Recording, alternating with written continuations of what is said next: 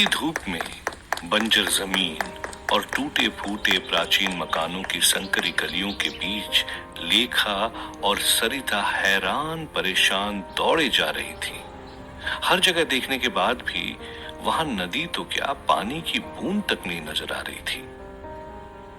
लेखा ने सूखे हुए होठों से सरिता से पूछा, मां, क्या सच में यहां कोई नदी थी? सरिता ने कहा, हाँ लेखा, तेरे पिताजी ने मुझे खुद बताया था। वो नदी इस प्राचीन सभ्यता के गुप्त पानी का स्रोत थी।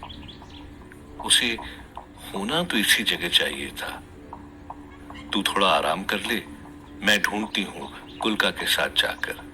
कुलका वही चंद्रवंशी योद्धा था जो अपने नए राजा यानी राहुल की रक्षा करने यहां तक आया था। सरिता जैसे ही कुलका के पास जाने लगी तो लेखा ने उसे रोक लिया। लेखा ने कहा, मां, आपको पता है, हम जब से मोहनजोदाड़ो आए हैं, कुलका बस उस खंडर जैसे मकान की छत पर चुपचाप बैठा है। सरिता ने जब कुलका की तरफ देखा तो वो सच में मायूसी से भरा हुआ धूप में छत पर बैठा हुआ था। सरिता ने कहा, यहां हमें नदी नहीं मिल रही और ये आराम कर रहा है, अभी इसे डांट कर आती हूं। पर लेखा ने सरिता को रोकते हुए कहा, नहीं मां, आप नदी ढूंढो, कुलका से मैं बात करके आती हूं। छत पर बैठा कुलका तेज और गर्म चल रही हवाओं के बीच सन्नाटे में पसरे हुए उस प्राचीन शहर में एकटक उन टूटे हुए मकानों को देखे जा रहा था, जैसे ये मकान उसके टूटे हुए दिल को शांति दे रहे थे। जितनी शांति मोहनजोदाड़ो के प्राचीन शहर में पसरी हुई थी, उतना ही शोर वहां से कुछ ही किलोमीटर दूर गांव में मचा हुआ था, जहां सारे गांव वाले इकट्ठा होकर मास्टर के द्वारा बताए गए लोगों को ढूंढने के लिए बेताब थे। पर मास्टर ने रोता हुआ चेहरा बनाकर गांव वालों से कहा, नहीं नहीं, आप लोग मत जाओ उन्हें ढूंढने, कहीं उन्होंने आपको भी चूहा बना दिया तो? इतने बड़े बड़े लोग चूहे बनते हुए अच्छे नहीं लगेंगे।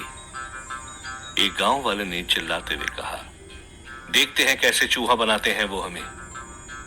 हम तो यहां पर मर जाएंगे या उन जादूगरों को मार डालेंगे। मास्टर ने कहा, मरने मारने की बात मत करो, मुझे डर लगता है। पर हां, मैंने दूर से देखा था, उन लोगों में से एक लड़की के गले में कोई जादुई पत्थर टंगा हुआ था। उसने उसी पत्थर का इस्तेमाल करके बच्चों को चूहा बनाया था। अगर वो पत्थर तुम लोगों ने छीन लिया तो किसी को मारने की जरूरत नहीं पड़ेगी और बच्चे भी वापस आ जाएंगे। मास्टर की बात सुनकर गांव वाले और चौकन्ने हो गए थे। जोश और बदले की भावना लिए सैकड़ों गांव वाले मोहनजोदाड़ो के प्राचीन शहर की तरफ निकल चुके थे। मास्टर उन्हें जहां भेजना चाहता था, वो उसी दिशा में आगे निकल चुके थे। लेखा इस बात से अनजान थी कि उसकी तरफ गांव पाली की फौज आ रही थी। पर इस वक्त लेखा के लिए नदी ढूंढने से ज्यादा जरूरी था कुलका का मन हल्का करना। लेखा ने कुलका के कंधे पर जैसे ही हाथ रखा, कुलका चौंक कर खड़ा हो गया।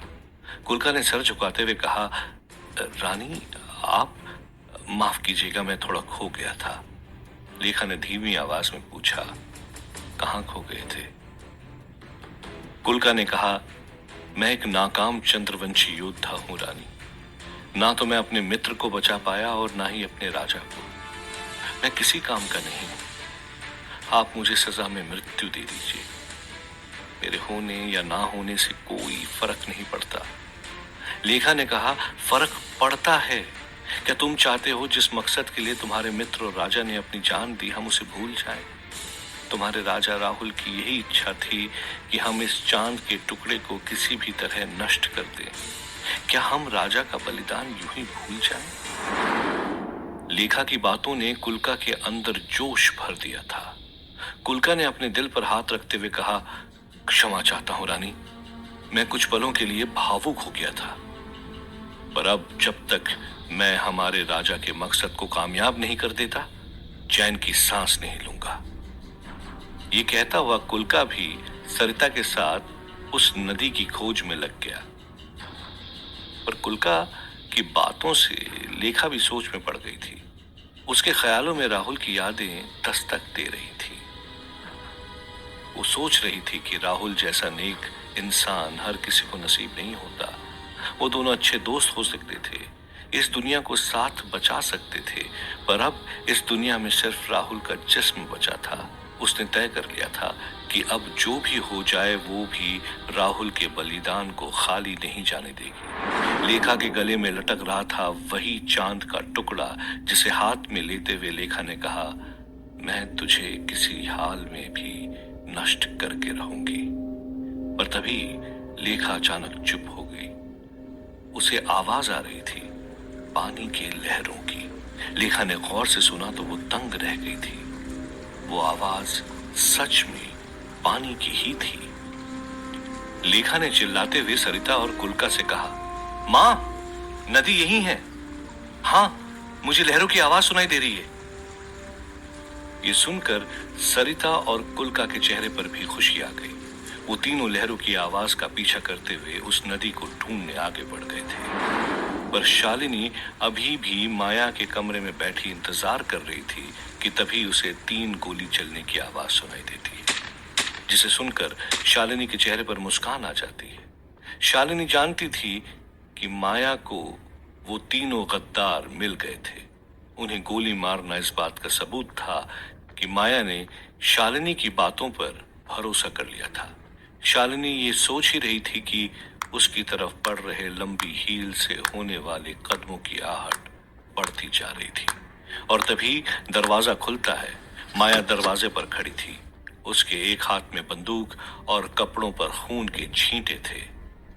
माया शालिनी को घूरते हुए कहती है, मेरा विमान तैयार है पाकिस्तान जाने के लिए। Are you ready? शालिनी मुस्कुराते हुए कहती है, आई एम ऑलवेज रेडी।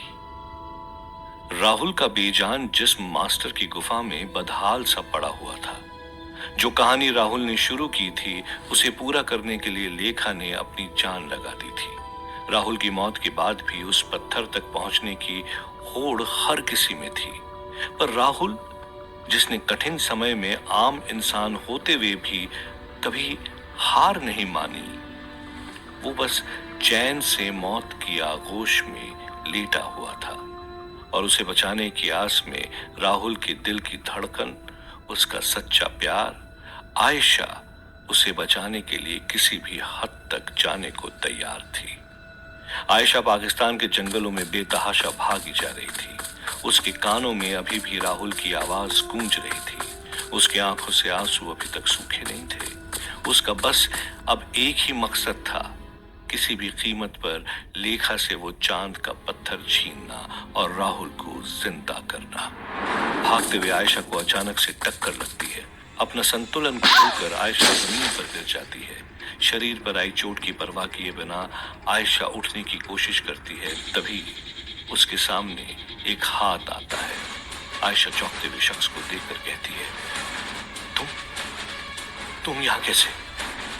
हंसते हुए अपने अंदाज में वो शख्स कहता है, तुम राहुल का प्यार होकर इतना कुछ कर सकती हो तो मैं राहुल का दोस्त होकर तुम्हारी मदद नहीं कर सकता। ये मनचली आवाज और उसके पीछे छुपा झूठ सिर्फ मास्टर के ही शब्द हो सकते थे। मास्टर ने आयशा को उठाते हुए कहा, अगर भागने से सब कुछ मिल जाता तो लड़कियों के पीछे भागने वाले लोग आज दुनिया में सबसे अमीर होते। आयशा ने हैरानी से पूछा, मतलब? मास्टर ने मुस्कुराते हुए कहा, कठिन परिस्थितियों में अपने पैरों को नहीं, अपने दिमाग को चलाओ। आयशा मास्टर की बातों से समझ चुकी थी कि उस चांद के टुकड़े तक पहुंचने के लिए मास्टर ने जरूर कोई योजना बना ली है। आयशा सोच ही रही थी कि मास्टर ने उस चांद के टुकड़े को पाने की पूरी तैयारी कर ली थी, पर एक ऐसा पहलू था जिससे मास्टर भी अनजान था। उसे अंदाजा तक नहीं था कि उसका बड़ा भाई, जिसे उसने हरा दिया था, वो अपने नए सहयोगी के साथ पाकिस्तान की तरफ तेजी से निकल चुका था। सनसनाती हुई रफ्तार से एक विमान भारतीय सीमा से पाकिस्तान की तरफ निकल चुका था। सरहदें सिर्फ जमीन पर होती हैं, आसमान पर कोई बंदिशें नहीं होती। भारतीय सीमा पर लाखों तैनात जवानों को भी अंदाजा नहीं था कि एक भारतीय विमान तेजी से सीमा को पार कर पाकिस्तान के आसमान में घुस चुका था। इस छोटे से जेट विमान को चला रही थी खुद माया, और उसके पास बैठी थी शालिनी। माया के चेहरे पर ना तो कोई डर था, ना कोई शिकन। इस बेखौफ माया को देखकर शालिनी ने पूछा, माया, तुम्हें डर नहीं लगता अगर पकड़ी गई तो? माया ने हंसते हुए कहा, ये विमान कोई आम नहीं है। इसमें ऐसे यंत्र लगे हुए हैं जो दुनिया के किसी भी रडार में पकड़े नहीं जा सकते। एक तौर से हम इस दुनिया के लिए इस वक्त गायब हो चुके हैं। शालिनी ने हैरानी से कहा, इतना पागलपन है तुम्हें उन मूर्तियों को पाने का? माया ने सिर हिलाते हुए कहा, ना ही मुझे मूर्तियों को पाने का शौक है और ना ही ड्रग्स बेचने का। मुझे शौक है वो हर काम करने का जो मर्द समझते हैं एक औरत नहीं कर सकती। मुझे शौक है बुराई का। माया ने शालिनी की तरफ देखकर पूछा, और तुम? अजीब हो तुम, मर नहीं सकती, तो तुम्हारे तो कई शौक होंगे। शालिनी ने कहा, मुझे बस अच्छा काम करने का शौक है। माया ने जोर से हंसते हुए कहा, मूर्ति चोरी करने में मेरी मदद कर रही हो और खुद को साधु संत समझती हो। शालिनी ने कहा, ये मूर्ति तो पत्थर है जो बस दुनिया के इस कोने से दूसरे कोने में चला जाएगा। मैं तो उसकी बात कर रही हूं जो पूरी दुनिया का विनाश कर सकती है। माया ने चौंकते हुए पूछा, कौन चाहता है इस दुनिया को नष्ट करना? शालिनी ने कहा, वो इंसान जिसे रिश्तों की नहीं, अपनों की नहीं, बस शक्तियों की परवाह है। इस दुनिया को एक अलग रूप देना चाहता है वो, और इसके लिए उसके रास्ते में जो आएगा वो उसे तबाह कर देगा, मिटा देगा। शालिनी मास्टर की बात कर रही थी, वो मास्टर जो इस वक्त शांति से आयशा को अगले कदम के बारे में समझा रहा था। आयशा के सब्र का बांध टूट रहा था। उसने मास्टर से कहा, बातें बनाना बंद करो, मुझे बताओ कि कैसे वो पत्थर मैं हासिल कर सकती हूँ। तुम जानते हो राहुल को बचाने के लिए मैं कुछ भी कर सकती हूँ। मास्टर ने कहा, अरे आयशा, मैं तुमसे सारी मेहनत करवाऊंगा तो राहुल के जिंदा होने के बाद उसको क्या मुंह दिखाऊंगा? तुम बिल्कुल भी परेशान मत हो, मैंने सब कुछ कर दिया है, बस तुम्हें एक आखिरी काम करना है।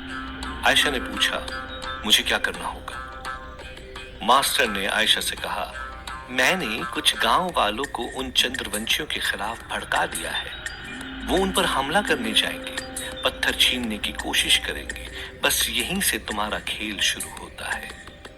तुम्हें ठीक उसी वक्त लेखा के पास जाकर कहना है, लेखा दीदी, मुझे ये पत्थर दे दो, वरना गांव वाले उसे छीन लेंगे। आयशा ने मुंह बनाते हुए कहा, कह तो ऐसे रहे हो जैसे मेरे कहने पर वो मुझे पत्थर दे देगी।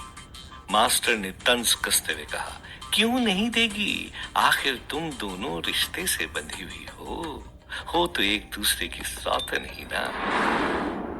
आयशा ने चिल्लाते हुए कहा, मास्टर, मुझे इस तरह का मजाक बिल्कुल भी पसंद नहीं है।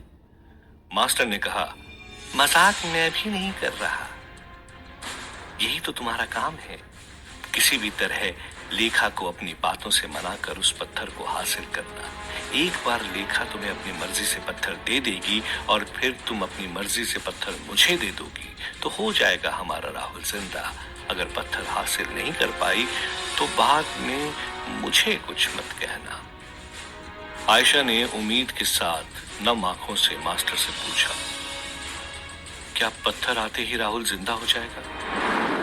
मास्टर ने अपना डमरू बजाते हुए कहा, वो पत्थर मेरे हाथ में आते ही उस वज्र यंत्र की मदद से मैं राहुल को जिंदा कर दूंगा। तुम इस दुनिया को भी बचा लोगी और अपने राहुल की जान को भी। सोचो कितना नेक काम करने जा रही हो तुम। आयशा ने गहरी सांस ली। उसे साफ साफ पता था अब उसे क्या करना है। आयशा अब बिना सोचे किसी भी दिशा में भागने नहीं वाली थी, बल्कि होशियारी और बहादुरी से उसका ध्यान सिर्फ उस पत्थर को हासिल करना था। मास्टर ने कुछ देर पहले सच ही कहा था, सिर्फ भागने से मंजिल नहीं मिलती, मंजिल मिलती है एकाग्रता से और अपना दिमाग चलाने से। और आयशा ने यही किया। वो चल पड़ी थी राहुल को बचाने मोहनजोदाड़ो की तरफ। उसके हौसले बुलंद थे। आयशा को इस बेताबी से अपने मकसद की तरफ जाते हुए देख मास्टर ने मन ही मन सोचा, अरे पगली, काश तू समझ पाती हमारा जिस्म चाय की प्याली की तरह नहीं है जिसे जब चाह भर दिया। राहुल एक बार मर के जिंदा हो चुका है, अब उसे जिंदा करना मुश्किल ही नहीं, नामुमकिन है।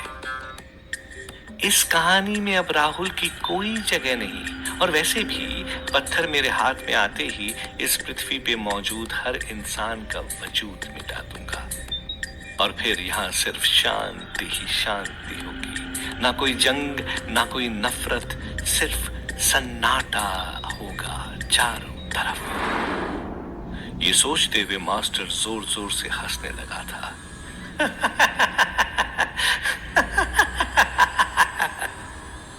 उसकी हंसी की गूंज वादियों में दूर दूर तक सुनाई दे रही